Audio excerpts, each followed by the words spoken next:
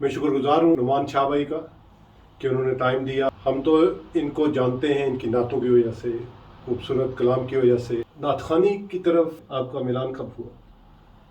جی schooling میری بیگن house سے تھی، تو وہاں پر کلاس ہوتی تھی ہماری، لیکن وہ میوزک کی کلاس ہوتی تھی. تو ہمیں ظاہر اسکول میں ملی نغمے اور جو گانے اور یہ چیزیں، کیونکہ ایک لبرل اسکول تھا وہ، اس کو کہنے کہ انگلش میڈیم ایک اسکول تھا، تو وہاں پر یہ اسی طرح کی چیزیں تھیں. تو میں اس دوران میں جب اسکول آتا جاتا تھا، تو جس وین میں آتا جاتا تھا تو اس میں نعتیں چلتی تھیں. تو وہیں سے مجھے انسپریشن ملی ہے. اسکول کے ٹائم میں وہ ہو رہا ہوتا تھا جو روزانہ کلاس ہوتی تھی، لیکن جب میں بس میں بیٹھتا تھا، وہاں سے گھر جاتا تھا یا گھر سے میں آتا تھا اسکول، تو وہ اس ڈیوریشن میں جو چیز چل رہی تھی وہ مجھے کلک کر رہی تھی، وہ میرے دل کے تاروں کو چھو رہی تھی. تو بس اس کو دیکھتے دیکھتے دیکھتے میرا رجحان اس طرف آ گیا. بظاہر تو یہ چیز ایسی ہے جس کے بارے میں ہم سوچتے ہیں کہ بسوں، گاڑیوں کے اندر، پبلک ٹرانسپورٹ یا کہیں بھی جو موسیقی چل رہی ہوتی ہے اس کا افیکٹ نہیں ہوتا، لیکن افیکٹ دیکھیں کہ ایک بس ڈرائیور یا گاڑی کے اندر چلنے والی نعتوں کی وجہ سے ایک پورا انسان کیا بدلا کہ اس نے آگے بہت سارے لوگوں کو بدلنا شروع کر دی. یہ اللہ تعالیٰ کا بہت بڑا یعنی فضل بھی رہا آپ کے اوپر. تو بیک گراؤنڈ آپ کا کوئی دین کی طرف سے گھرانہ دینی یا کوئی اس طرح کا مذہبی رجحان فیملی میں؟ جی ہمارا گھرانہ الحمدللہ دینی گھرانہ ہے، اور شاید شروع میں نہیں تھا، لیکن وہ پھر ظاہر جیسے جیسے دین کی سمجھ آئی تو ہم لوگ سارے پھر ایک دینی گھرانہ ہمارا پھر الحمدللہ. اور یہ نعتوں کی اور حمد و ثنا کی محفلیں سجتی رہیں. اور میں نے قرآن مجید حفظ بھی کیا ہے، میں حافظ ہوں، اور میں نے الحمدللہ ارلی ایج میں؟ جی ارلی ایج میں نے 9 مہینے میں حفظ کیا تھا قرآن. اچھا ماشاء تو مجھے مطلب یہ بھی ایک اعزاز حاصل ہے، اور کوشش میری یہ رہی ہے کہ میں ہر سال تراویح سناؤں، لیکن ظاہر ہے کہ وہ کچھ وجوہات کی وجہ سے کبھی سنا پایا کبھی نہیں سنا پایا. لیکن قرآن کے ساتھ ایک تعلق جڑا ہوا ہے، اور وہ ظاہر ہے اگر اس سے جڑا رہے گا تو اللہ تعالیٰ پھر عزت بھی دے گا. تو کوشش یہ ہوتی ہے کہ اس کے ذریعے سے، نعتوں کے ذریعے سے، ترانوں کے ذریعے سے لوگوں تک جو ہے وہ دین کی دعوت پہنچے، اور ان کو اصل پیغام پہنچے کہ اصل میں دین کا ہم سے تقاضا کیا ہے. ماشاء اللہ. تو یہ پاکستان کس ایریے سے آپ؟ بیسیکلی میرا تعلق کوہاٹ سے ہے، لیکن ہماری رہائش شروع سے کراچی میں رہی ہے. میرے والد صاحب ایک سرکاری ملازم تھے، تو ہم پھر کراچی شفٹ ہو گئے تھے. تو بس وہیں پر ہی اپنی تعلیم، اور اس کے بعد پھر میں نے انجینئرنگ کی ہے. یہ میرا سفر ہے. تو نارمل یہ ہوتا ہے کہ بہت اچھے گھرانوں کے بچے بھی جب کالج اور یونیورسٹی میں پہنچتے ہیں تو بگڑ جاتے ہیں ایکٹیویٹیز اور اس طرح کی. تو آپ اسی ڈائریکشن میں کیسے، یعنی کون سی ایسی چیز تھی جس نے آپ کو جوڑے رکھا؟ دیکھیں یہ انسان کے اپنے اختیار میں ہوتا ہے نا، اور شرارتی تو میں تھا، اور میں اس کا ہمیشہ میں نے اس کا اظہار کیا. اور ظاہر ہے کہ بچپن سے ہی شرارتیں تو ہوتی تھیں، لیکن ایک یہ تربیت میں ایک چیز یہ شامل تھی، والدین کی طرف سے تربیت اور اساتذہ کرام کی طرف سے کہ بڑوں کی عزت کرنا ہے. اساتذہ کی میں عزت کرتا تھا، بڑوں کی عزت کرتا تھا. شرارتیں اپنی جگہ پہ. تو لیکن یہ کہ جیسے آپ کی صحبت ہوگی، جیسے آپ کے دوست ہوں گے، آپ ویسے ہی ہوں گے. تو کوشش یہ کرنی چاہیے ہمارے جو ینگسٹرز ہیں جو دیکھ رہے ہیں، تو اچھے صحبت میں رہیں، اچھے لوگوں کے ساتھ رہیں، تعمیری سوچ رکھنے والے لوگوں کے ساتھ رہیں، ایجوکیٹڈ لوگوں کے ساتھ رہیں، ان کے ساتھ رہیں کہ جو آپ کو کچھ دیں، جن سے آپ کچھ سیکھیں. جب آپ ان سے سیکھیں گے تو پھر ہر قدم کے ساتھ جو ہے وہ آپ کے اندر امپرومنٹ پیدا ہوگی. تو پاکستان کے اندر تو یونیورسٹی اور کالجز کا کلچر تو اسٹوڈنٹ تنظیموں کے حوالے سے بہت اس میں اتار چڑھاؤ آتا ہے، اور یعنی ایک ڈفرینٹ قسم کی دنیا اس میں بندہ داخل ہوتا ہے. تو آپ کا بھی کبھی ان لوگوں کے ساتھ، کسی گروپ کے ساتھ کوئی تعلق رہا؟ بالکل رہا میرا. اور وہ میں انجینئرنگ جب کر رہا تھا تو اس وقت میرا تعلق اسلامی جمعیت طلبہ سے تھا. تو اسلامی جمعیت طلبہ کے بارے میں تو کہا جاتا ہے کہ یہ کالجوں کے قبضے کرتے ہیں، مار کٹائی کرتے ہیں. تو آپ بھی کوئی ڈنڈا وغیرہ پاس سکتے تھے، کوئی گن شن؟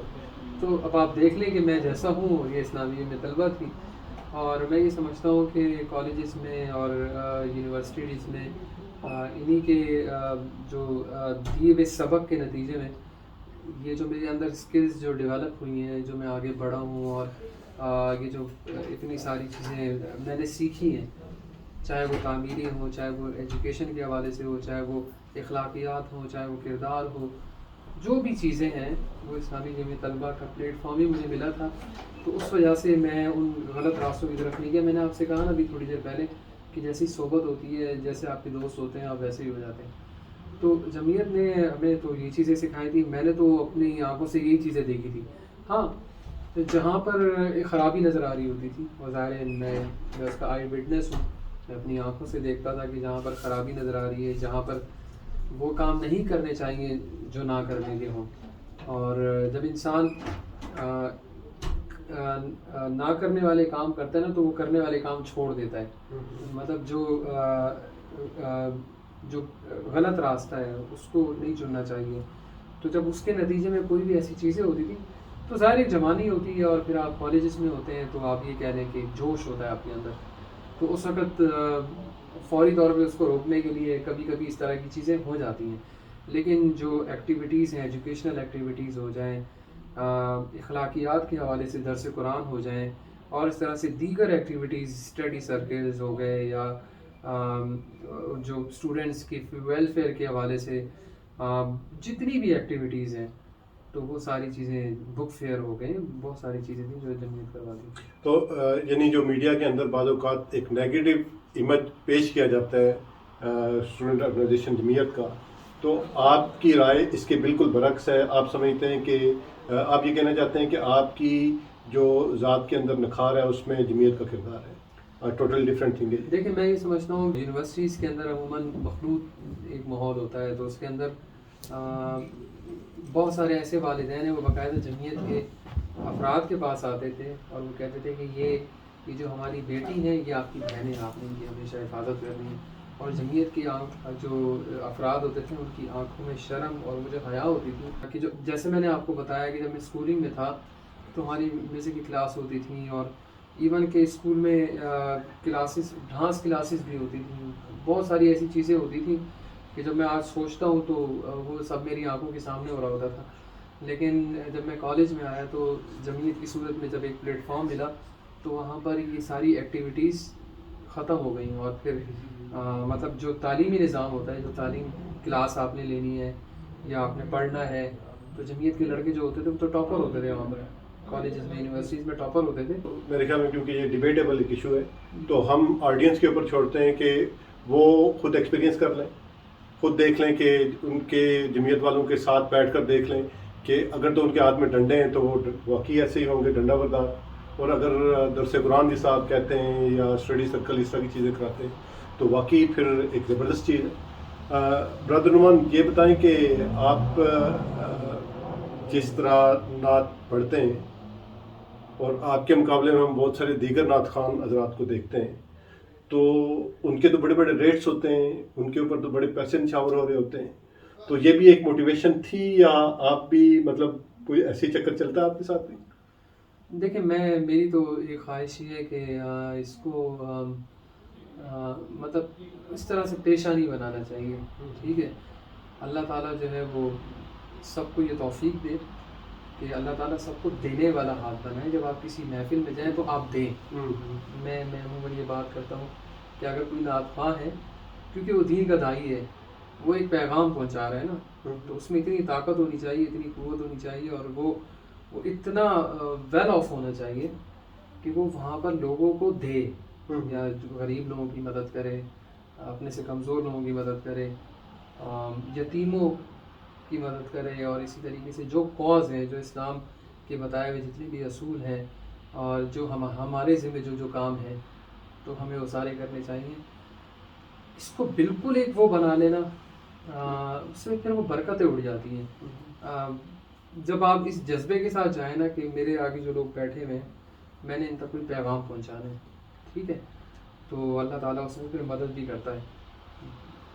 ٹھیک ہے، جہاں پر ظاہر ہے ورلڈ ہے، سب بزنس بھی کر رہے ہوتے ہیں، بہت ساری چیزیں کر رہے ہوتے ہیں، جو حق بنتا ہے آپ اس کے ساتھ کریں, یا جو جتنا ہوتا ہے آپ کریں, لیکن اس کو ٹوٹلی بالکل انحصار کر لینا, یہ میں کہتا ہوں کہ اس کے پیرالل آپ کچھ اور بھی کریں. مطلب اگر میں نعت خواہ ہوں تو میں صرف نعت خواہ نہ ہوں, مطلب مجھے کچھ اور بھی کرنا چاہیے, کہ میں اپنا بزنس کروں, یا میں کوئی جاب کروں, یا میں کوئی اور چیز کروں. اس پہ انحصار نہ کروں, اس کو اپنا وہ نہ بنا لوں, وہ کھانے پینے کا ذریعہ. تو اسی لیے جب آپ اس کو ٹوٹلی وہ بنا لیتے ہیں تو پھر آپ کی سوچ پھر وہیں تک ہی رہتی ہے, پھر آپ کچھ اور نہیں سوچ سکتے. جو مطلب پھر آپ یہ سوچتے ہیں کہ یار یوں ہوگا تو یوں ہو جائے گا, یا میرے پاس اتنے آ جائیں گے تو میں یوں کر لوں گا. تو میں سمجھتا ہوں کہ نا, میں سب کے لیے دعا کرتا ہوں, جتنے بھی پڑھنے والے لوگ ہوتے ہیں میں ان کے لیے بھی دعا کرتا ہوں, جو مسجد کے امام ہوتے ہیں, مسجد کے مؤذن ہوتے ہیں, یہ دین کے داعی ہیں, یہ انہوں نے ممبر و محراب سنبھالے ہوئے, اور ان کی عزت کرنا ہم پر فرض ہے. اللہ ان کو بھی اتنا دے کہ اللہ ان کو بہت اوپر کر دے, بہت اونچا اٹھا دے. آمین آمین. تو میری تو یہی دعا ہے کہ جو بھی دینی لوگ ہیں, جو دین کا کام کر رہے ہیں, اللہ ان کو ان سب کو اتنا مضبوط کرے, فائنینشلی اسٹرانگ, ضرورت ہی نہ پڑے. تو یعنی آپ سائڈ بزنس کر رہے ہیں؟ ظاہر سی بات ہے, وہ تو کرنا پڑے گا. تو آپ کیا کر رہے ہیں؟ دیکھیں میرا ایک اپنا ریئل اسٹیٹ کا کام ہے. اچھا. ریئل اسٹیٹ پاکستان میں آج کل پتہ ہے کراچی کر رہے ہیں, کراچی میں بھی ہے, اسلام آباد میں بھی ہے. اچھا جی. اور اس کے علاوہ ساتھ میں پروڈکشنز وغیرہ بھی کرتا ہوں میں, آڈیو ویڈیو کی جو نعتیں یا جو ترانے وغیرہ ہوتے ہیں, کیونکہ یہ اس کے ساتھ ظاہر ہے میں منسلک ہوں. تو جو نئے لڑکے ہوتے ہیں یا جو شوق رکھتے ہیں, کوشش میری ہوتی ہے کہ ان کو بھی انکریج کروں, اور اگر وہ چاہتے ہیں کہ ہماری کوئی ریکارڈنگ ہو یا کوئی اس طرح سے ہو تو میں ان کو پلیٹ فارم فراہم کر ہی دیتا ہوں. نعت خوانی جو ہے یہ گاڈ گفٹیڈ بائی برتھ کوئی چیز ہوتی ہے, یا اس کو لرن کیا جا سکتا ہے, اسکل کو اڈاپٹ کیا جا سکتا ہے؟ اچھا, بائی برتھ بھی ہوتی ہے, گاڈ گفٹیڈ بھی ہوتی ہے. مجھے یوں لگتا ہے کہ میں شاید اتنا اچھا نہیں تھا, اور شاید لگتا ہے کہ ابھی بھی نہیں ہوں, لیکن وہ میں نے کوشش اس کے لیے بہت کی ہے. جب تک آپ کسی پیشن میں نہ جنون کی حد تک نہ آ جائیں نا, اس سے پیار نہ کریں, اس پہ جڑ نہ جائیں, اس پہ آپ پوری کوشش نہ لگا دیں, تو اللہ بھی ایسے کامیابی تو نہیں دیتا نا. یعنی اسٹرگل کرنے سے لرن کی جا سکتی ہے. اسٹرگل جتنی آپ کریں نا اس کے اندر, جتنا آپ سیکھیں, اور مجھے یہ لگتا ہے کہ میں نے اس میں بڑے نشیب و فراز دیکھے, اور میں نے اس میں بڑی محنت کی ہے, اور جذبے کے ساتھ, اور اسٹیپ بائی اسٹیپ میں آگے بڑھا ہوں. مطلب ایک رات میں کوئی وہ نہیں ہوا, اسٹیپ بائی اسٹیپ آگے بڑھتا رہا. تو وہ اچھا ہوتا ہے کہ آپ اسٹیپ بائی اسٹیپ جائیں اور چیزوں کو سیکھیں, لرن کریں. اور میں تو ہر لمحہ, جیسے ابھی یہاں دو ہمارے جو بزرگ تھے انہوں نے نعتیں یہاں پڑھی, تو میں ہر لمحہ کسی نہ کسی سے کچھ نہ کچھ سیکھ رہا ہوتا ہوں. کبھی بھی میں یہ بات نہیں کرتا کہ میں کوئی بڑی چیز ہوں, جو کرنا بھی نہیں چاہیے. پڑھائی صرف اللہ رب العالمین کے لیے, ہم سب اسٹوڈنٹس ہیں, ہم نے جب تک زندگی ہے ہم نے سیکھنا ہی ہے. تو میں بعض اوقات چھوٹے چھوٹے بچے پڑھ رہے ہوتے ہیں, میں ان سے بھی سیکھ رہا ہوتا ہوں. بعض ایسی چیزیں ہوتی ہیں جو وہ جو پڑھ لیتے ہیں وہ آپ نہیں پڑھ پا رہے ہوتے, تو میں تو سیکھتا ہوں, اپنے آپ کو اسٹوڈنٹ سمجھتا ہوں. آپ کوئی پیغام دینا چاہیں سیرت کے حوالے سے نوجوانوں کو؟ دیکھیں میں سب کو یہ پیغام دوں گا, خاص طور پر نوجوانوں کو جو یو کے پہ بسنے والے نوجوان ہیں. آپ پہ بہت بڑی ذمہ داری عائد ہوتی ہے, اور میرا یہ ایک پازیٹیو آپ لوگوں کے حوالے سے میری ایک تھنکنگ ہے کہ ہمارے یہاں جو نوجوان ہیں ماشاء اللہ بہت باعمل بچے ہیں, بہت باعمل نوجوان ہیں, اور مسجدوں کے قریب ہیں. اسی طریقے سے آپ لوگ مسجدوں کے قریب آئیں, لوگوں کو لے کر آئیں, اور یہاں پر لوگوں کے اندر دین سیکھنے کی تڑپ موجود ہے. صرف آپ نے جا کر ان کو دعوت دینی ہے. جب آپ ان کو دعوت دیں گے, مسجدوں کی طرف لے کر آئیں گے, کوشش یہ کریں کہ جو نوجوان آپ کے دوست ہیں, جن کے ساتھ آپ روزانہ اٹھتے بیٹھتے ہیں, چلتے پھرتے ہیں, کھاتے پیتے ہیں, تو وہ آپ کو کتنے عزیز ہوتے ہیں. تو سوچیں کہ اگر وہ جہنم کے قریب جا رہے ہوں تو کیا آپ کا دل کرے گا کہ وہ جائیں؟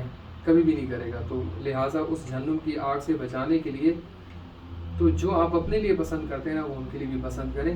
اگر آپ مسجد سے جڑے ہوئے ہیں تو کوشش کریں کہ اپنے دوستوں کو بھی مسجد کے قریب لے کر آئیں, تاکہ وہ جو ہے وہ ان سارے راستوں سے رکیں جو جہنم کی طرف لے کے جانے والے راستے ہیں ان راستوں کی طرف ان کو لے کر آئیں جو جنت کی طرف جانے والے راستے ہیں، اور سیرت کا پیغام ان تک پہنچائیں کہ آپ صلی اللہ علیہ وآلہ وسلم نے کس طرح ہم تک یہ دین پہنچایا ہے، اور ان کا اسوہ حسنہ کیا تھا، آپ صلی اللہ علیہ وسلم کے اخلاق کیا تھے، آپ صلی اللہ علیہ وسلم کی زندگی کیا تھی، اس کے حوالے سے جو سیرت کی کتابیں ہیں، جو بکس ہیں، ان کو وہ کوشش کریں غیر محسوس انداز میں ان کو دیں، ان کو پڑھائیں، تاکہ وہ بھی وہ ساری روشنی وہ حاصل کر سکیں۔ جزاک اللہ، بہت مہربانی آپ کی، آپ نے ٹائم دیا، قیمتی ٹائم دیا۔ آپ سے پھر ملاقات ہوگی انشاءاللہ، پھر کبھی کسی اور جگہ پہ، کسی اور ایونٹ کے موقع پہ۔ ہم دونوں کو اجازت دیں۔ السلام علیکم، اللہ حافظ۔